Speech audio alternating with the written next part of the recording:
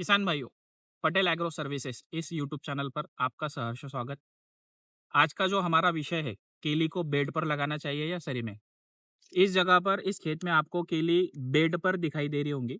तो वैज्ञानिक तौर पर केली को बेड पर लगाना अति उत्तम माना जाता है और इसके बहुत सारे लाभ है। अब वो जो लाभ है, आज मैं आपको उस लाभ के बारे में बताना चाहूँगा।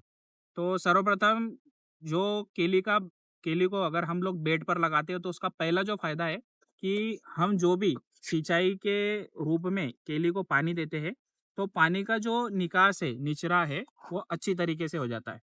जैसा फॉर एग्जांपल अगर हम लोग केली को सरी में लगाते हैं और पानी देते हैं और तो उस पानी का जो ड्रेनेज है, उसका जो निकास है वो जल्दी नहीं हो पाता है, जिसके परिणाम स्वरूप आपकी केली में सड़ लगना या तो फिर उसमें ऑक्सीजन का प्रमाण कम होना, जिसके परिणाम स्वरूप आपकी जड़ों का विकास ना होना, ऐसी समस्याओं का आपको सामना करना पड़ता है। पहला जो फायदा है कि आपका जो पानी का जो निकास है वो बहुत अच्छी तरीके से हो जाता है। अगर निकास अच्छी तरीके से हो रहा है आपका, तो उस जगह पर आपकी केली की जो जड़ें हैं, उसका जो विकास है वो बहुत बेहतरीन तरीके से होगा।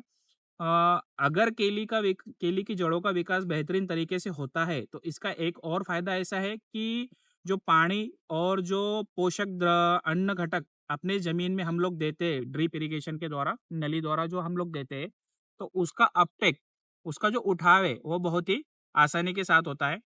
और दूसरा, आप ये बेड की संरचना को देख रहे हो। अब ये बेड जो है ऊंचाई पर है। अब इसमें ऊंचाई पर होने के कारण इसका एक फायदा और है कि जो एरेशन है, ऑक्सीजन ऑक्सीजन की मात्रा हमारी जो पौधा है उसकी जड़ों को भरपूर मात्रा में मिल जाती है। ऑक्सीजन ये भी एक अन्न द्रव्य है जो कि हमारे पौधे के विकास के लिए बहुत जरूरी है। जिस तरह से हम लोगों ने सुना होगा कि कार्बन, हाइड्रोजन और ऑक्सीजन, ये जो अन्न द्रव्य है, 16 न्यूट्रिएंट में से ये जो 3 न्यूट्रिएंट है, इसकी जो आवश्यकता हमारे जो पौधे हैं, उसको सबसे ज़्यादा प्रमाण में लगती है। तो ऑक्सीजन व्यवस्थित रूप से हम लोगों को मिल जाता है। दूसरा, पानी जो मतलब जिस समय में अगर वर्षा ऋतु में हमारी केली है और पानी अगर आपके एरिया में बहुत ज़्यादा गिरता है, तो पानी का जो सरी की तुलना में बेड पर जो पानी में वापसा कंडीशन है, वो बहुत जल्दी आती है। अभी वापसा कंडीशन अगर हमारे बेड पर जल्दी आती है तो इसके और भी फायदे ऐसे हैं।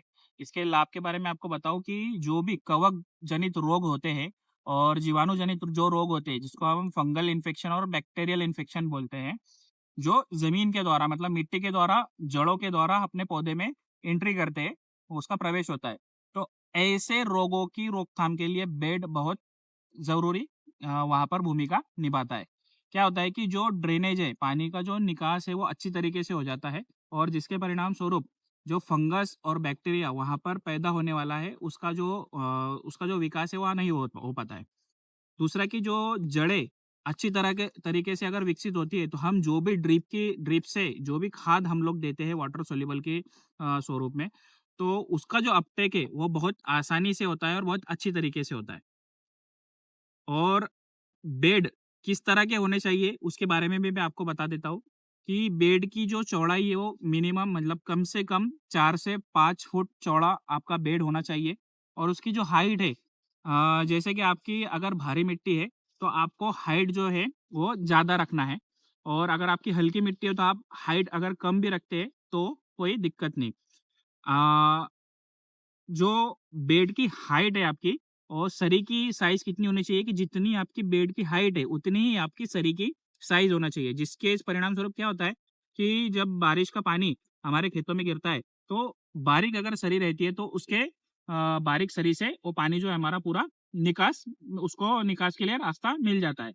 तो बेड की जो साइज़ है वो 4 से 5 फुट की चौड़ाई और 1 से 1.5 फुट की उसकी ऊँचाई होनी चाहिए। धन्यवाद।